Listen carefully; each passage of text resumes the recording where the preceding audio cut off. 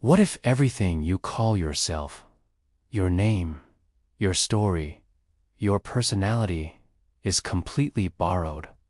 What if the real you is nothing at all? Not a man, not a woman, not successful, not a failure, not spiritual, not broken, nothing.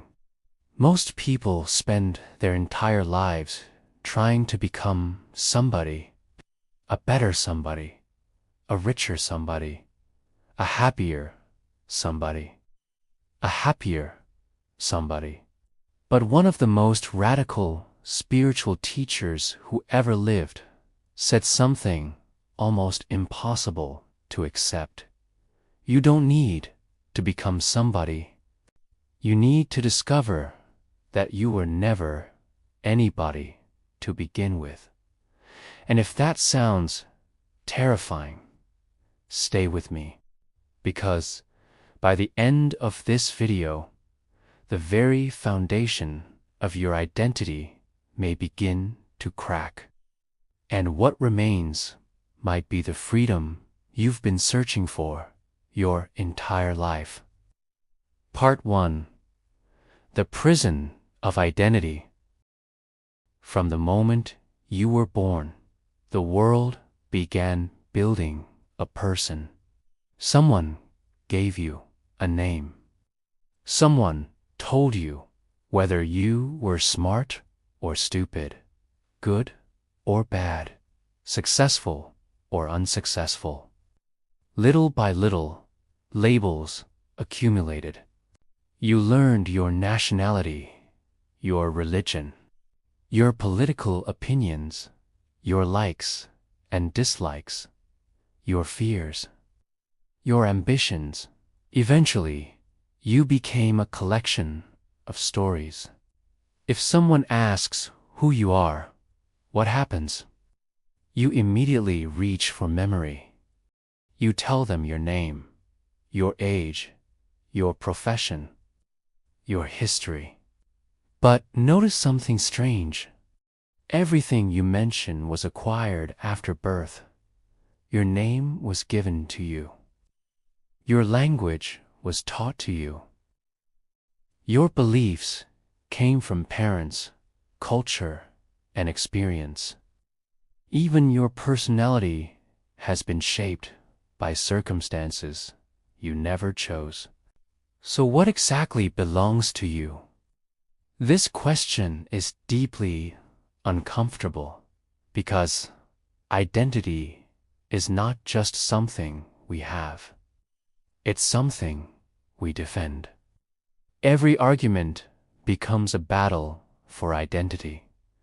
Every insult becomes a threat to identity. Every achievement becomes food for identity. The ego survives by constantly reinforcing itself. I am this. I am that.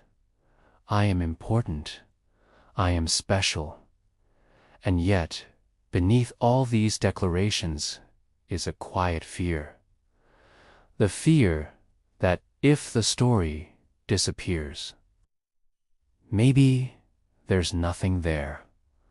That's why silence feels uncomfortable. That's why many people cannot sit alone without reaching for their phones. Because without constant distraction, they begin to feel the emptiness beneath the personality, and they run from it. But according to Nisargadatta Maharaj, that emptiness is not a problem. It is the doorway. Part 2. The teaching of Nisargadatta Maharaj. Nisargadatta Maharaj was not a famous guru. He wasn't a monk. He wasn't a scholar. He ran a small cigarette shop in Mumbai. Yet seekers from around the world traveled thousands of miles to sit in his tiny room. Why? because he spoke with a level of clarity that shattered illusions. His central message was astonishingly simple. Before you are anything else, you know that you exist. Before every thought, before every memory, before every belief, there is the simple feeling, I am, not I am this, not I am that, just I am.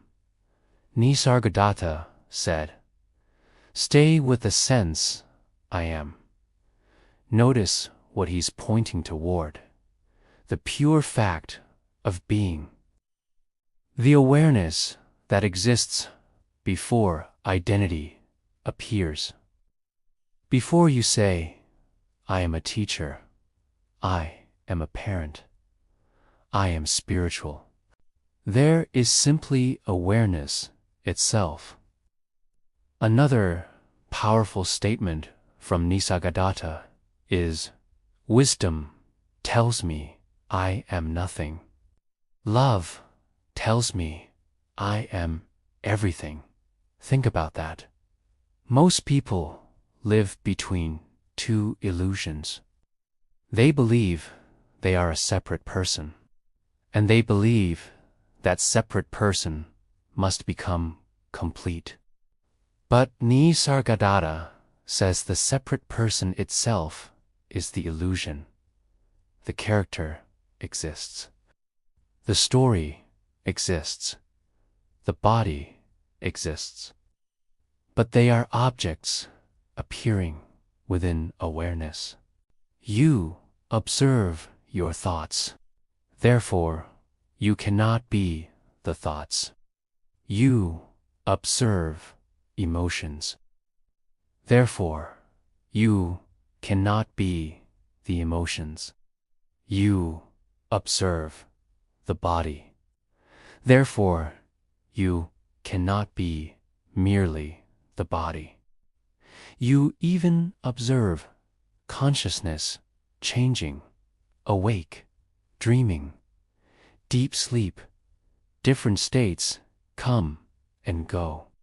Yet something remains present to witness all of them. That witnessing presence cannot be reduced to any experience.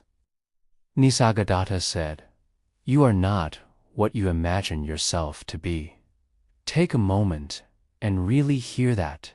Everything you imagine yourself to be is imagination. The observer of imagination is closer to what you are, and even that observer cannot truly be described, because the moment you define it, you've turned it into another concept, another identity, another object. And what you are is prior to all objects, prior to all concepts, prior even to the idea of being a person. Part 3. What happens when identity falls away? Now comes the practical question. Why does any of this matter? Because almost every form of suffering is tied to identity. Think about it. Why are you afraid of failure? Because failure threatens who you think you are. Why do insults hurt? Because they attack an image you've created. Why do people become defensive? Because they're protecting a psychological structure, a story, a character, a mask. But what happens when you stop identifying with the mask? Suddenly, criticism loses much of its power. Praise loses much of its addiction. You stop living as a public relations manager for an imaginary self. You no longer need to constantly prove your worth. there is a profound relaxation. Life continues. Responsibilities remain. You still work, you still love, you still create. But the burden of maintaining a fictional identity begins to dissolve. Nisargadatta said, "The real does not die. The unreal never lived." Read that again. The person you desperately protect is constantly changing. The child you once were is gone. The teenager is gone. The version of you from 5 years ago is gone. That witnessing presence has never aged, never improved, never deteriorated, never become more spiritual, never become less spiritual. It simply is. And when this is seen directly, fear starts losing its foundation. Because fear depends on the assumption that there is a separate self that can be threatened. When the separate self is recognized as a mental construction, fear begins to loosen its grip. Not because life becomes perfect, but because the center of suffering has been exposed as imaginary. Part 4. The Paradox of Being Nothing. Here's the paradox that destroys the mind. You spend your whole life trying to become somebody, only to discover freedom comes from being nobody. The ego hears you are nothing and feels insulted. Awareness hears you are nothing and recognizes liberation. Because being nothing means you are not limited.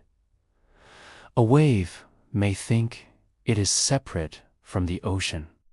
It may compare itself with other waves. Fear, bigger waves. Envy, taller waves. Compete for significance. But the moment the wave realizes it is water, everything changes. Nothing was gained. Nothing was added. Only an illusion disappeared. This is what Nisargadatta was pointing toward. Not self-improvement, not self-enhancement, not becoming a better ego, but awakening from the dream of being a separate identity. Another quote captures this beautifully. You are already free. The search itself keeps you bound. Think about how radical that is. Most seekers spend years searching books, retreats, meditation techniques, teachers, practices, and yet the one who is searching is often the very illusion being questioned. The search assumes there is a separate person who must attain something. But what if what you're looking for is already present? What if awareness itself is the destination? What if the seeker is the obstacle? This is why Nisargadatta's teaching feels so direct. He doesn't offer comfort. He offers truth. And truth can be shocking because it removes every place the ego can hide. Right now, sit quietly for a moment.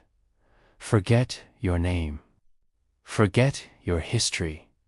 Forget your achievements. Forget your failures. Forget every label you've ever carried. Now, ask yourself a simple question. Before I was given a name, what was I? Don't answer intellectually. Don't search for a philosophy. Simply look. Something is here.